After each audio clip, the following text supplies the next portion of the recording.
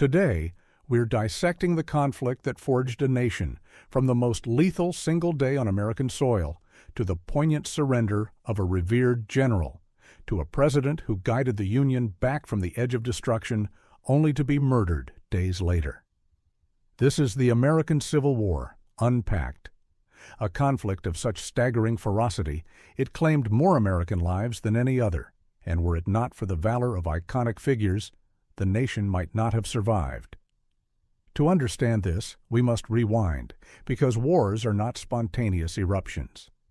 They are pressures that build and intensify, and by 1861, that pressure detonated, as the United States had effectively become two distinct societies coexisting under a single banner.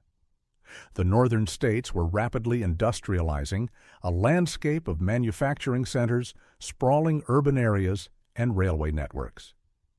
In the southern states, however, the economic foundation was cotton, a kingdom built upon the backs of 4 million enslaved people. Yet the heart of the conflict was not merely economic. It was a fundamental clash over authority, ethics, and the very soul of the American identity. This tension ignited every time a new territory sought statehood. Would it enter as a free state or a slave state? This was critical, as the side that commanded more states controlled the legislative branch, dictated national policy, and ultimately steered the nation's destiny. For years, successive administrations applied temporary fixes. The Missouri Compromise, the Compromise of 1850. These were feeble attempts to plug a gushing leak in a sinking vessel. We require more adhesive. By the time of the 1860 election, the rupture was complete, because Abraham Lincoln, unlike many of his predecessors, was not born into a life of privilege. He emerged from poverty quite literally. His childhood was spent in a cramped log cabin in Kentucky. His mother passed when he was 9, and his formal education amounted to under 1 year. But Lincoln possessed an innate quality that cannot be instilled through schooling: sheer determination. After spending entire days splitting wood, he would study law on his own. When he entered the political arena, he was known as Honest Abe, an attorney who stood firmly by his principles. In one famous instance, Abe trekked for miles to give back 6 cents to a client he had mistakenly overcharged. That was the caliber of the man, a person of profound integrity. What rendered Lincoln such a threat to the Southern way of life was his stance against the spread of slavery. His election to the presidency, without securing a single Southern electoral vote, signaled an inevitable shift for the South. South Carolina did not delay for an inaugural address. They seceded from the Union before Lincoln had even settled into the White House. In a matter of weeks, 6 additional states followed their lead: Mississippi, Florida, Alabama, Georgia, Louisiana, and Texas convened to establish a new country, the Confederate States of America. Lincoln, however, did not immediately order an invasion of the South. Instead, the initial confrontation occurred at a coastal fortification near Charleston, South Carolina, Fort Sumter, one of the final Union strongholds within Confederate land. The issue? Both governments asserted ownership. This presented Lincoln with a dilemma. Providing reinforcements would be seen by the South as an act of war. Withdrawing from the fort would be perceived by the North as cowardice. He selected a middle course, dispatching only provisions. No weapons, no ammunition, merely sustenance like bread and beans, with the faint hope the Confederates would permit the delivery. He was essentially attempting a supply drop to avert a war. Regrettably, the South had no appetite for concession. Confederate General P.G.T. Beauregard issued the command: "Commence firing." For 34 continuous hours, cannon fire roared over Charleston Harbor. Astonishingly, through some miracle, not a single life was lost. A painful blow, but the Union commander's surrender sent a shockwave across the country. War had been declared. Lincoln acted swiftly, calling for 75,000 volunteers to suppress the insurrection, a move that, paradoxically, intensified the crisis. 4 more states, Virginia, Arkansas, Tennessee, and North Carolina, threw their lot in with the Confederacy. That strategy had an adverse effect. Virginia was the pivotal acquisition, the most prized possession. Its secession not only vastly expanded the Confederacy's territory, it also provided their most formidable military asset, Robert E. Lee. He was the son of a Revolutionary War hero, a West Point alumnus who graduated second in his class, and a distinguished veteran of the Mexican-American War. It may seem incredible, but when the Union required a commanding officer, Lincoln personally offered the position to Lee. He declined, and not for the obvious reason. Lee was personally against secession and had even described slavery as a moral and political evil. But when Virginia left the Union, Lee was confronted with an agonizing decision: fight against his nation or fight against his homeland. He chose Virginia, bestowing upon the Confederacy one of history's most brilliant military strategists. The remarkable part is that both sides believed the war would be brief. When Union forces advanced into Virginia, the atmosphere was almost celebratory. Spectators from Washington, D.C. packed lunches and rode out in their carriages to observe the fighting from a distance. This festive mood was short-lived, as the Battle of Bull Run commenced with the two armies clashing, and initially the Union forces drove the Confederates backward. Then Brigadier General Thomas Jackson arrived with his unit, and the Confederate line solidified. A Confederate commander famously yelled, "There is Jackson, standing like a stone wall." And the name endured. Stonewall Jackson had entered the fray, enabling the Confederates to reorganize and launch a counteroffensive that shattered the Union line and sent them into a disordered flight. The scene was one of utter bedlam, with civilian carriages colliding with retreating Union troops in the frantic exodus. This was merely the opening act, for the year 1862 would unleash a scale of carnage America had never witnessed. In Tennessee, a reserved, cigar-chewing Union general named Ulysses S. Grant began his advance. He seized Fort Henry and then Fort Donelson. When the Confederate commander requested terms for surrender, Grant replied with a statement that would define him. "No terms except an unconditional and immediate surrender can be accepted." In other words, I am not here to bargain. I am here for victory. Grant's true trial came at a location called Shiloh, where Confederate troops launched a sudden assault that bent the Union lines. Grant, however, remained composed. He was always composed. Reinforcements came under cover of darkness, and at dawn, Grant launched a powerful counterstrike.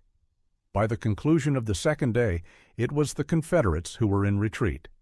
When the smoke dissipated, the field revealed over 23,000 killed and wounded, a number exceeding the casualties of all of America's prior wars combined. It's truly unbelievable.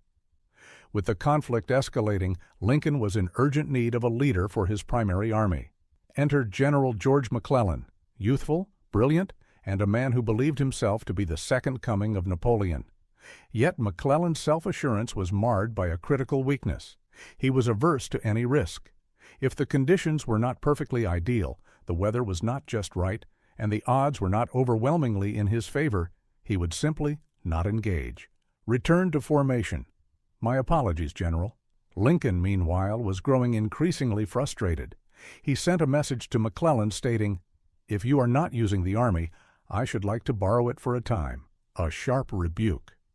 McClellan finally initiated the Peninsula Campaign, a major offensive to take Richmond, the Confederate capital. For a moment, it appeared the ambitious general might succeed. Union forces advanced so close they could distinguish the chimes of Richmond's church bells. Then the situation transformed entirely. A new leader assumed command of the Confederate Army, Robert E. Lee, and he certainly did not hesitate. Lee immediately took the offensive and pounded McClellan's forces. Mud, close-quarters combat, woodland set ablaze. It was pure chaos. In the final tally, Lee actually suffered more casualties than McClellan, but that was irrelevant to him. He had accomplished his primary objective. The Union Army was driven back from Richmond, and McClellan's spirit was broken. Broken is the precise term, for McClellan retreated believing he had been overwhelmed, outmaneuvered and crushed by a vastly superior Confederate force. In truth, Lee's army was the smaller one. Emboldened by his successes, Lee made a daring decision and brought the war to the North by invading Maryland. It was then that fate introduced a twist so incredible one might think it was fabricated. A Union soldier discovered a deserted Confederate camp and located a copy of Lee's detailed strategy. There it was, the complete operational plan. McClellan was literally holding the Confederacy's entire playbook. With this monumental advantage pitted against Lee's military genius, the stage was set for a balanced confrontation.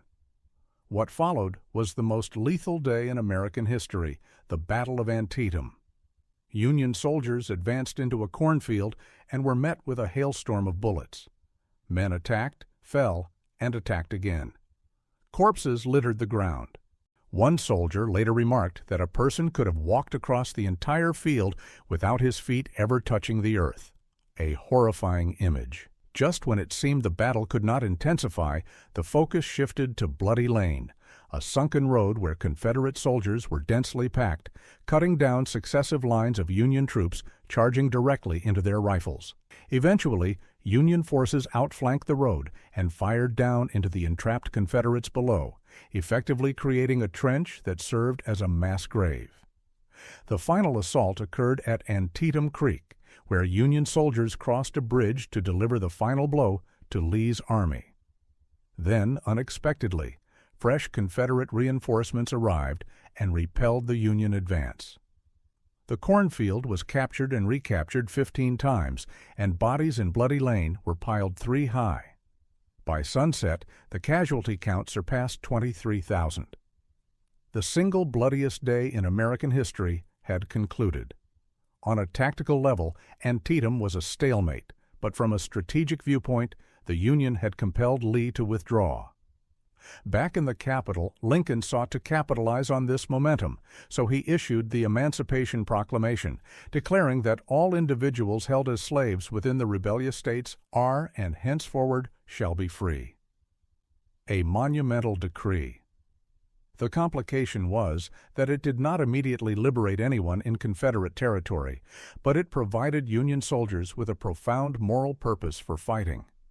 It permitted black men to enlist, with nearly 200,000 responding to the call, and it prevented European powers from intervening, as Britain and France could no longer support the Confederacy without openly endorsing slavery. Lincoln had fundamentally altered the conflict's premise, but he faced another significant issue, a leadership crisis, because Robert E. Lee was advancing once more, this time leading 75,000 men into Pennsylvania. Lincoln was desperate for a commander capable of finally halting him, so he appointed a new leader, George Meade, a mere 3 days before the impending battle. Meade was not a prodigy, but he was dependable, steady under duress, the type of officer who would not flinch under pressure. But the engagement began when Confederate and Union units met near a tranquil town named Gettysburg. And by the end of the first day, the Confederates held the advantage. On the second day, the battle did not merely persist, it exploded into bedlam as Lee ordered massive attacks on both Union flanks. One of the most savage assaults targeted Little Round Top, a rocky hill that secured the entire Union line. Had it been taken, the battle, and potentially the war, could have been lost. That was when Colonel Joshua Chamberlain and his 20th Maine Regiment made a legendary defense. Outmanned and nearly out of bullets, Chamberlain had almost no ammunition remaining, so he commanded one last desperate maneuver, a bayonet charge down the hill. Defying all expectations, it succeeded. Simultaneously, on the opposite flank, Confederate troops stormed Cemetery Hill and Culp's Hill as darkness fell. The combat deteriorated into brutal close quarters, fighting in the blackness of night, but once more the Union line held firm. Lee had directed his full might against Meade's flanks and had been repelled. Furious, Lee made a decisive choice. He would attack the center. On the third day, Confederate artillery unleashed the most massive cannonade ever witnessed in the Western Hemisphere. Cannons roared, the ground shook, and the sky filled with smoke so dense it blotted out the sun. Then an eerie silence. From the drifting haze, 12,000 Confederate soldiers emerged and began their advance. Pickett's charge, the ultimate gamble. The Union line held its position, then unleashed a tempest of gunfire. Soldiers fell by the hundred, yet the gray line pressed forward, and a few hundred Confederates actually breached the Union defenses. Led by General Lewis Armistead, they reached the Union artillery line, and in a final effort to turn the tide, Armistead placed his hand on a cannon and yelled for his men to capture the guns and turn them on the enemy. He did not realize this marked the furthest point any Confederate soldier would ever reach on Northern territory, for when Armistead turned, he found himself utterly isolated. A gunshot rang out. The charge had failed. Of the 12,000 men who began that march, fewer than half returned unharmed. When Lee rode out to meet the survivors, his face was wet with tears. He whispered to himself, "It is all my fault. It is all my fault." The Battle of Gettysburg proved to be the deadliest of the entire war, with roughly 50,000 total casualties. While Gettysburg raged in the east, a separate siege was underway 900 miles to the west, as General Ulysses S. Grant had spent months in a futile effort to capture Vicksburg, the last Confederate stronghold on the Mississippi River. He resolved to alter his approach and attempt something verging on madness. At 2 a.m, Grant took a tremendous risk and directed Union gunboats to run directly past Vicksburg's defensive cannons, knowing that a single direct hit could doom the entire operation. However, the darkness was so profound, the gunners could not aim, and the fleet passed by virtually unscathed, allowing Grant to finally encircle Vicksburg. Inside the city, Confederate supplies were exhausted. The soldiers resorted to eating mules, dogs, and eventually rats. But by July 4, 1863, the Confederate defenders at Vicksburg surrendered. With the dual victories at Gettysburg in the east and Vicksburg in the west, the war's momentum had decisively shifted. It was now evident that Lincoln had at last found his commanding general, Ulysses S. Grant, whom he promoted to lead all Union armies. Grant immediately implemented his strategy. In the Western Theater, he gave command to William Tecumseh Sherman, with instructions to dismantle the Confederate Army in Georgia and seize Atlanta. Meanwhile, in the East, Grant focused his personal attention on Robert E. Lee. The two generals engaged in a series of brutal battles across Virginia. First, at the Wilderness, they fought within a dense forest where gunpowder smoke was so thick soldiers were nearly blind. After 2 days of combat, Grant's losses were immense. Every previous Union commander had retreated after confronting Lee, but Grant was different. He marched his army south, continuing the offensive, maintaining pressure, and relentlessly wearing Lee down. At Spotsylvania, the dead were heaped so thickly they had to be dragged from the field to continue the fight. An oak tree 2 feet in diameter was felled solely by the impact of Minie balls. Then came Cold Harbor, where Grant ordered an assault that became a catastrophe, with over 7,000 Union soldiers falling in under 60 minutes. Grant would later confess this was the one attack he genuinely regretted. But there was one thing Lee could not accomplish: halt Grant's advance. Every time Grant lost soldiers, he received replacements. Every time Lee lost soldiers, his ranks were permanently diminished. By the time of the siege of Petersburg, the combat stretched over 9 grueling months. Lee's army was trapped, starving, and isolated. Simultaneously, Northern newspapers labeled Grant the Butcher for the immense cost in Union lives. But Lincoln comprehended what his critics did not. He stated, "I cannot spare this man. He fights." In essence, Grant was the first general with the resolve to do what was necessary to achieve victory. Meanwhile, in the West, General Sherman adopted a rather unconventional philosophy. He was a proponent of total war. This meant not only defeating the enemy's military, but also crushing its spirit and capacity to wage war. He famously said, "War is cruelty. There is no use trying to reform it. The crueler it is, the sooner it will be over. Throughout the summer of 1864, Sherman drove toward Atlanta. By September, the city was his. Following its capture, Sherman sent a succinct telegram to Lincoln. "Atlanta is ours and fairly won." The timing was impeccable. Lincoln was facing a re-election campaign in November, and his prospects were dim. The public was weary of war, the casualties were immense, and his political support was eroding. But Sherman's triumph in Atlanta revitalized the nation. Lincoln won re-election by an overwhelming margin, a great victory. However, the war continued, and Sherman knew his work was unfinished. Instead of halting in Atlanta, he proposed an audacious plan. March straight through the heart of Georgia to the coast, destroying all resources of military value along the path. "I can make this march," Sherman assured Grant, "and make Georgia howl." Grant consented and unleashed him. Sherman therefore set portions of Atlanta afire and commenced his legendary march to the sea. His 60,000 troops advanced in two vast columns spanning 60 miles in width. They destroyed railroads, burned manufacturing plants, and wherever they marched, they freed enslaved people. Thousands joined the procession, singing hymns of liberation. By the time Sherman captured Savannah, his forces had carved a scar of destruction nearly 300 miles long. He sent Lincoln a telegram that stated, "I beg to present you as a Christmas gift the city of Savannah." By the dawn of 1865, the Confederacy was crumbling. Lee's army was famished. Desertions were rampant. Ammunition was nearly depleted. When Union forces broke the Confederate line at Five Forks, severing Lee's final supply route, Petersburg fell within days. Then Richmond itself fell. As Confederate leaders evacuated their capital, they ignited their own storehouses to prevent supplies from being captured. But the fires spread uncontrollably, reducing much of Richmond to ashes. Lee fled westward with 30,000 starving men. But Grant's forces were ubiquitous, blocking every road, bridge, and potential escape route. The end had arrived. Lee was completely encircled. With no remaining alternatives, Lee requested a meeting with Grant.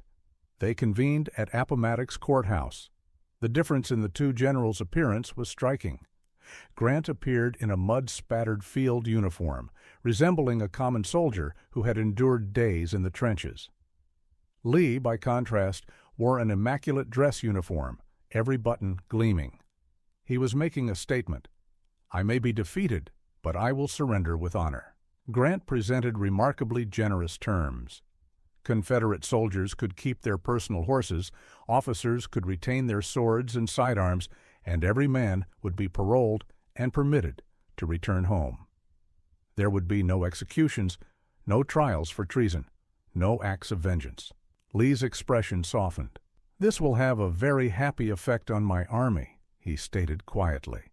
Lee then inquired if Grant could provide food rations. Grant agreed immediately. "Certainly. How many do you require?" "About 25,000. Without pause, Grant ordered 25,000 rations be sent to Lee's starving men. When the meeting concluded, the two generals shook hands. What followed was one of the most profoundly human moments of the entire conflict. Lee mounted his horse and rode back toward his army, where his soldiers crowded around him, reaching to touch his hand, their faces streaked with tears. Lee could not speak. He simply removed his hat and saluted them. The Civil War, America's most devastating struggle, was finally over. Yet one final unforeseen tragedy remained. Just 5 days after Lee's surrender, Abraham Lincoln attended a performance at Ford's Theater, where John Wilkes Booth, a Confederate sympathizer, entered the presidential box and shot Lincoln in the back of the head. The profound sorrow of Lincoln's death is compounded by its timing. He had steered America through its most perilous chapter, preserved the Union, and broken the bonds of slavery for 4 million people, only to perish just before he could witness the dawn of peace and Reconstruction. We honor your memory, sir. In the final analysis, the American Civil War did not merely alter America. it fundamentally redefined it. Over 600,000 Americans perished, a number greater than the total lost in all other U.S. wars combined until Vietnam. A staggering statistic. But from these ashes, the United States was reborn, granted a second opportunity to fulfill the Founders' promise that all men are created equal. God bless America. And don't forget to subscribe to Rootvolutionary.